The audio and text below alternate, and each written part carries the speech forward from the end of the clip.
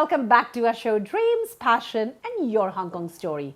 Today we have with us a very dynamic entrepreneur, someone who's regarded very highly in Hong Kong in the space of hospitality and real estate. Let's meet Girish Jhunjhunwala, founder and CEO of 𝐺𝑢𝐫𝐢 Group of Hotels. Hello Girish and welcome to our show. Hey Jay, thank you. So Girish was born and raised in Hong Kong. He started his career by working for his family OEM watchmaking business. But he was soon to realize the time for the mass market watch production was over, and he made a switch to start a new business in hospitality in the realm of real estate. This was his long-standing dream in any case, and now Girish is the proud owner of 13 boutique hotels all across Hong Kong and growing rapidly in Australia and Bali. Let's talk to Girish and find out what role has Hong Kong played in his life. So Girish, tell us, at what stage of your life did you decide to leave your family business and get into hospitality, and especially choose to get into co-living space and boutique hotel? When I graduated, I came back to Hong Kong, 1984. Joined the family's 𝐲𝐢𝐫𝐫 watch industry. And that time, the watch industry went through a big change. And I was very lucky. I joined just the right time. And I rode the wave. And it was great going. We opened our first factory in China in 1988, second factory in 1991. So we did very well. But soon came the time in around 97, 98, I kind of saw that the future doesn't look so good. And because of the mobile phones and so on, I saw my kids were not wearing watches. And they had no interest in wearing watches. I just somehow felt doesn't seem like there's much of a future here. It's going to be a sunset industry. You can't make a watch go faster. Right. You can't add more hours to it or more capacity to it. Yeah. So rightfully so, it started to become a commoditized business. So 2002, I decided it's time to switch off the family business, sold the factory. With the proceeds, I decided to venture into real estate. Okay. So I bought my first property on 𝐴𝑚 Road. And this is the place where I lived for the first 18 years of my life in Hong Kong. So I knew 𝐴𝑚 Road very well, and bought my first property. And not knowing what to do with the first property, I did a little bit of survey and found that serviced apartments seemed like a good bet. So having my first property, I got into service apartments. We opened in towards the late 2002. We did all right, and of course, 2003 we had the SARS and so on. And that was a big learning for me, because it's during this period I realized I got into this right business, and we were occupied and people were paying us monthly rents. So while the hotels went down to single-digit occupancies, we were still doing fairly well. So this told me that I was in the right place at the right time. So, after that, after you decided to move into this, you actually grew 𝐺𝐺𝐺 really quickly. Like you opened in 2002, and this is like 2020. You have 13 hotels all across. So what was the reason for your such a speedy success? And how did you differentiate 𝐺𝐺𝐺 as a brand as compared to other hotels in a competitive place like Hong Kong? So let me just clear this. When I first started, I started a service apartment. So 𝐺𝐺𝐺 did not really exist. So I had different names for all my service apartments. Okay. And 𝐺𝐺𝐺 was one of them, along with a bunch of others. In 2008, 2009, during the financial crisis, I decided it's time to change the business again. And I realized that people would not have the kind of budgets that they had earlier on. And I decided to switch over to the hotel business. I see. So in 2010 is when 𝐺𝐺𝐺 Hotels started. Okay. So 2010. And when we were picking a name, we said, look, we have to pick a name for the hotel group and so on.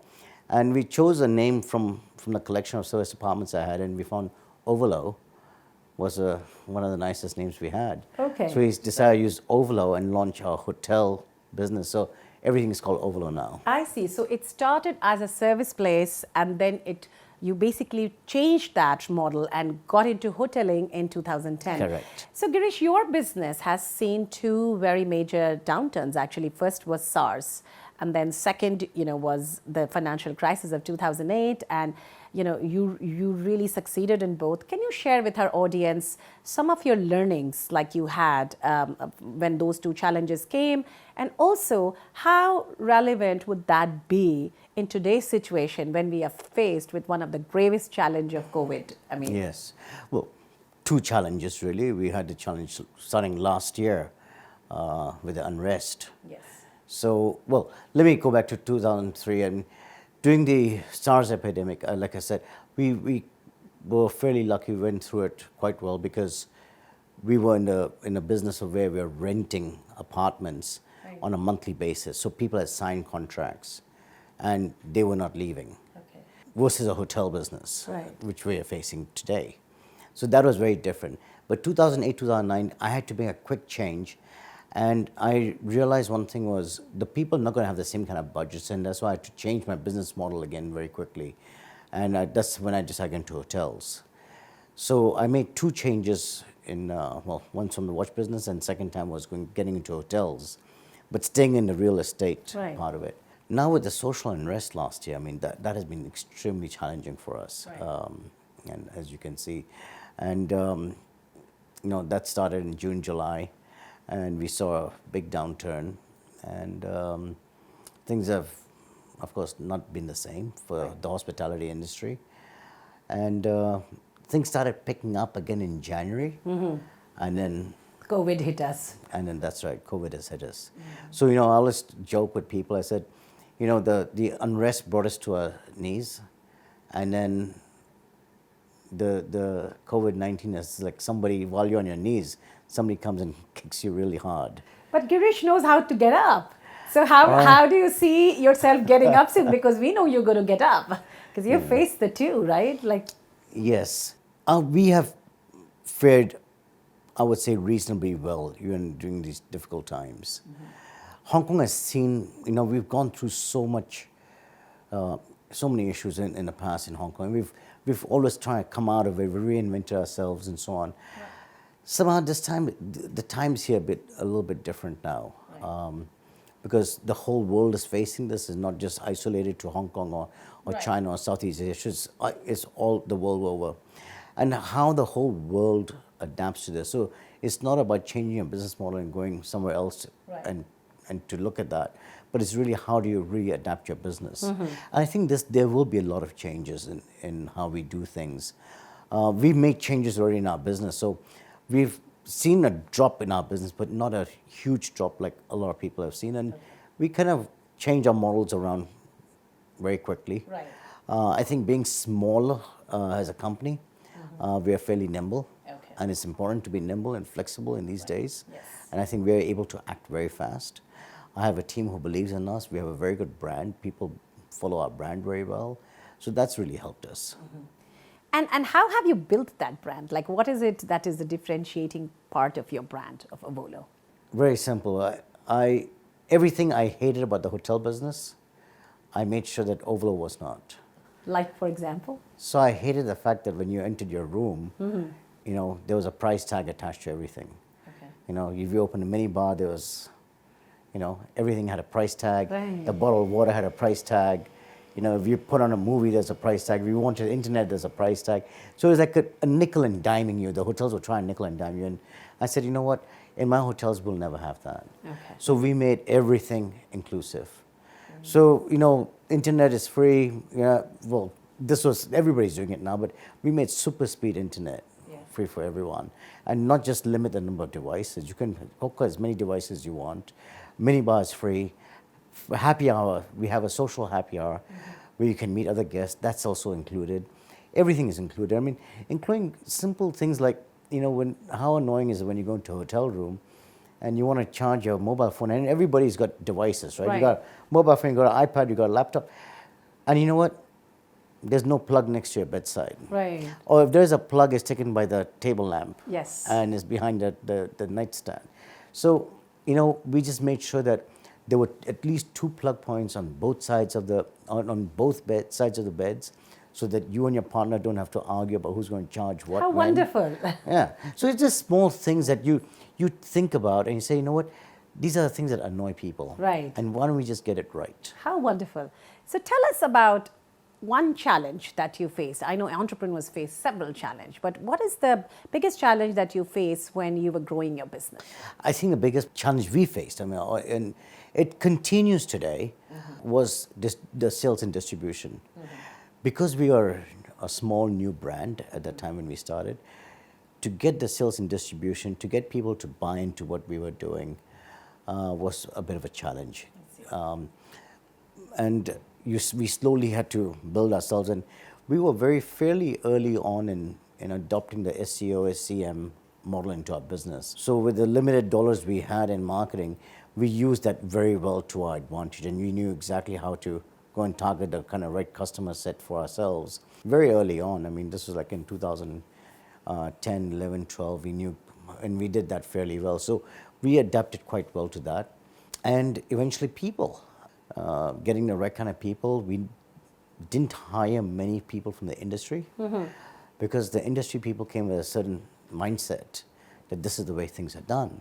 And then, to try and educate them and say, but at 𝐸𝑣𝑒, we don't do it this way because we break every rule. Right. And it was very hard. So I decided, you know what, I'm going to bring people who really understand about what today's modern traveler is looking for. Right. And that person doesn't have to come from the hospitality industry. Okay. And we went about it that way. So we've managed to grow, and we've managed to bring a correct kind of people who brought the right stories, who brought the right vibe to the brand. Right. And that's been very important to us. All right, amazing. So now tell us a failure that made you emerge stronger. Oh, so many. The one that you'll never forget. I'll put it this way, it wasn't a failure, but it would have been a failure if I didn't believe my friends. So when I first started the service apartment business in 2002, we were very different. We did things very differently. The design of the apartment was really unique, very special. And when we opened our doors in 2002, I thought, no, hey, this is going to do well because nobody else has done anything like this. Right. And but we got no uptake. We got zero. Nobody was taking it. A lot of people were coming and viewing the place, but nobody was signing a lease. Okay. We opened in September, October, nobody. November, we had one person who signed on, is a Cathay Pacific pilot. He loved it and he signed on, just one person. By end of November, I had bills coming due. Okay. And I only had 4 people working for me, and I was running low on cash. I didn't have money for payroll, and there's no tenants. And my banks were starting to knock on my door and saying, hey, you got bills coming due. You got to pay us back. And that's when I got together with a few of my friends. I said, guys, what do I do? I'm in a real fix. I started this new business and so on, and I'm stuck. And so they sat me down and we went through and said, you just have to do one thing. You've got something that's too unique, too new for the market. Just be patient. Be patient. It'll happen. I said, how do I tell my banks that? I mean, can you tell my banks to be patient? I said, you will have to manage them. And I had to manage the bank, so I put my house on mortgage to the bank. It's the only real estate I had that belonged to me, and I gave that to the bank for to tide me over.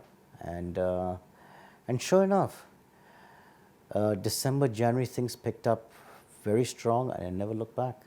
So it was just that patience. So I've learned one thing that's very important, is that when you have a new idea, when something new, it takes time for people to accept it, especially when it's a revolutionizing idea. I mean, something like how you do things differently.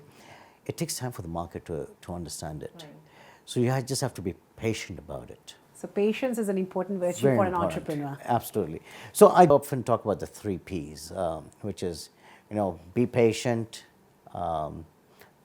be positive, and don't ever procrastinate. So don't procrastinate. And these are my 3 Ps. Exactly. Okay. Like, you know what, if you have an idea, don't think, is it going to work? Over-analyzing an idea kills it already. So, and I think this was what was I think worked very well for me, is that I didn't have any hotel people around me when I started my whole idea, because if I had hotel people around me, because when I do bring up some ideas now, for example, and a few hotel people I have, and so they always say, "Hey, Gershon, nobody does it. It's not going to work. It's not going to work." You have naysayers around you everywhere. Right. And when you have naysayers, it makes you think again. But when you're alone and you're just starting something out, you say, "Hey, you know what? I think this is good because I never liked this about hotels," and you just put it out there. Right. And people start buying into it. You're so positive. That's amazing. And so persistent. And Yeah, thank those you. 3 virtues are something everyone should That's a keep good in word, mind. persistent, another P. Yes, another P. So my next question about you is, you've been you are a Hong Konger, you're born and raised here, you've been here for so long.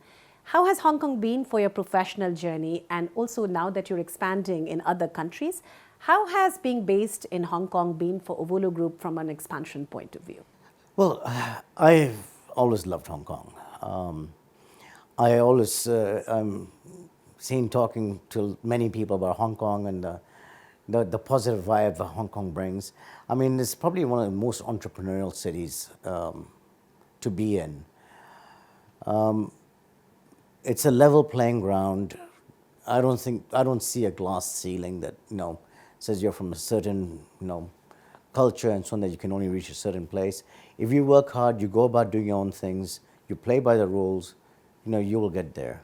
Right. So I think, Hong Kong has given us a lot. It's a very fair system, it's very transparent. I mean, all those good things about Hong Kong that we've heard is absolutely true. I mean, and there's no better place than Hong Kong in every sense of it. And so when you decided to scale this brand in Australia and Bali, has your Hong Kong base been an advantage for you? It has been. So I always, in Australia, I always tell people we were born in Hong Kong and we're growing up in Australia. Wow, that's a nice way to put it. Yeah. And how has Hong Kong been for your personal journey? I love Hong Kong. I was born here, so this has always been my home. And I just love the vibe. I love the people of Hong Kong. I mean, just so multicultural. Yes. You can have all kinds of friends. People accept you. I speak Cantonese, so that's been a positive for me. All right. Are you ready for a rapid fire question round? With my glass of wine, yes, I am. Sure. Well, thank you for the glass of wine to me too. And so question number 1. Girish's way to have fun with family and friends in Hong Kong. Where do I go? Yeah. You mean? How do you have fun with family and friends? Oh, gosh, so much. But family is different, with friends is different, but together also we do it. So one of my recent things in the last 10 years now, I have a boat. And it's, I've discovered a new side of Hong Kong all of a sudden, because in these last 10 years, we've been to islands that we've never been to. Okay. And having your own boat, it's very easy to do that. Yeah. We spent a few nights on a boat as well. How lovely. I mean, yeah, on different times. So with friends as well, with family. So it's a really nice way of seeing Hong Kong. Okay. And the beauty of Hong Kong from the waters. Okay. And your way to hang loose with friends. I do see you have a beautiful collection of all the 80s music and stars. Are you a lot into that? What is your way of hanging loose with friends? Well, music's definitely one way. This, Wine. my favorite. Okay. Wine and music. I mean, what better combination can you ask for with your friends? I do see a lot of artwork displayed all over in your office. So are you a lot into art as well? I'm very much into art, and I'm very much into art that's a little bit different. So more pop art, Okay. I would say. So the art you're seeing in his room is a lot to do with the 80s music, which is one of my favorite. Yeah. So we, at 𝐸𝑣𝑒𝑟𝑦, we create our own radio 𝐸𝑣𝑒𝑟𝑦. It's a playlist on Spotify. So you can download it. It's got 300 or 400 songs from the 80s. Okay. Because I grew up in the 80s. Yes. And you have to know that was probably the best music era. Of course. Best solitary activity? 2 things. Gymming. I gym every morning. During the season, which is usually October to April, hiking. Okay. Hong Kong's got some of the best trails in the world. Yes. Okay, so your favorite dining place in Hong Kong, both casual and formal? Formal, no, without a doubt, 𝐸𝑣𝑒𝑟𝑦. Okay. That's one of my favorites. Italian, right? Absolutely. Especially during white truffle season. And casual, I would say probably Chinese, the vegetarian Chinese, a few vegetarian Chinese restaurants. Okay. I'm vegetarian, so I love going to vegetarian Chinese restaurants. Can you name one? Well, my favorite one has just changed name. It used to be called Pure Veggie. Okay. And now it's called Sound of Veggie. But there's Yeah, one, that's in Koda Plaza, right? That's right. Yes. Absolutely. And then now there's a new one that's called Lokcha in Tycoon, which is really nice. Also very simple, very casual, no fuss, and I have a great meal. So amongst the 13 hotels now that you have built actually, which of it has been your favorite, in which you had most fun building? Oh, okay. I'm glad you didn't ask which is your favorite, because it's like having 13 children and saying which one is your favorite. They're all my favorites, but I have to say, look, I still get very involved in the design stage of every hotel. Okay. The rest of the parts are now taken care by my people, but I'm very involved in the design stage. I'm very good at space planning. All the artwork is chosen by me. So I would say, if you ask me, you know, one of my favorite projects has always been my first one, my first baby project, and it's still my favorite property as such, which is the first property I bought, Overlook Central. Right, okay. And then the other one in Australia would be 𝐉𝑒𝑟𝑦. Okay. And that was because not just building it was a challenge, because it's a heritage building. The building was made in 1900. But the thing is, there were two other owners before me who never did well with it. And one was it was a W Hotel, and then it got sold to Taj, and then I bought it from Taj. So when I went to the bank said, listen, you've had two very big hotel groups who could not make it happen. Right. How are you going to make it happen? I said, listen, I mean, you have to believe that I'm going to try to make this happen. I knew exactly what I was going to do with it. So it was difficult getting the bank loans on that. I finally got it. And from the day we took over, we never lost a penny. Awesome. So 𝐉𝑒𝑙𝑙. Yes, Okay. that's in Sydney. Okay. So these two projects are probably the most fun I've had, and the ones who've won all the awards. Okay. Other than 𝐉𝑒𝑙𝑙, if someone were to visit Hong Kong, which is the other hotel you would recommend them to go to? In Hong Kong? Yes. Upper House. Upper House, where is that? The Upper House in Pacific Place. What kind of, that's also It's a boutique hotel. Okay. Again, I think 90 odd rooms, but really tastefully done. Okay. As a Hong Konger, what are you most proud about Hong Kong? Oh, wow.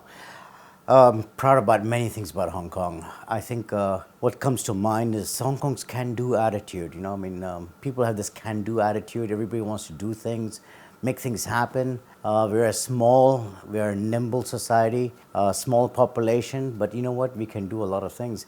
We are the third largest financial capital in the world, and that tells you a lot about Hong Kong. I think also the resilience Hong Kong has.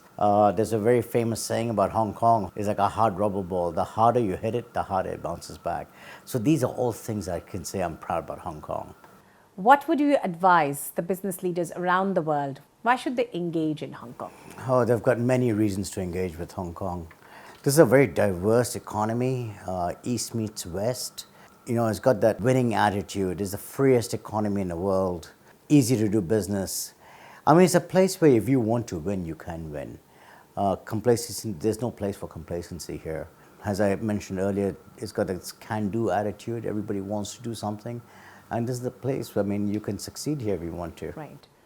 And how would you pitch Hong Kong to your friends who would want to visit Hong Kong? Oh, plenty of reasons for that. Hong Kong offers many unique opportunities. Why you should visit? Hey, tell me one city where you can be in the middle of the city, standing in front of the best, tallest skyscrapers, and 20 minutes later you could be on a hiking trail, or you could be on a beach, or you could be on the ocean and enjoying the many islands. I mean, it's probably one of the best places to go hiking, to go on your boat or rent out a boat, go out to the islands, have a meal. Art, some of the best art galleries in Hong Kong, some of the best art shows in Hong Kong, in the world. Fantastic restaurants. I think Hong Kong ranks amongst the top 10 cities in the world with the maximum number of Michelin stars. Great bars, and just so much happening. I mean, do you know Hong Kong is one of the largest importers of wine? I mean, that tells you a lot. There's so much happening in Hong Kong. Why wouldn't you want to visit Hong Kong? It's a great, fun party place. Good shopping. Yeah. Well, thank you so much, Girish, for coming to our show. Thank you. And we wish you all the very best in all your endeavors. Thank you. Thanks. Stay tuned for our next episode on Dreams, Passion, and Your Hong Kong Story, where we bring you yet another fascinating story from this wonderful land, Hong Kong.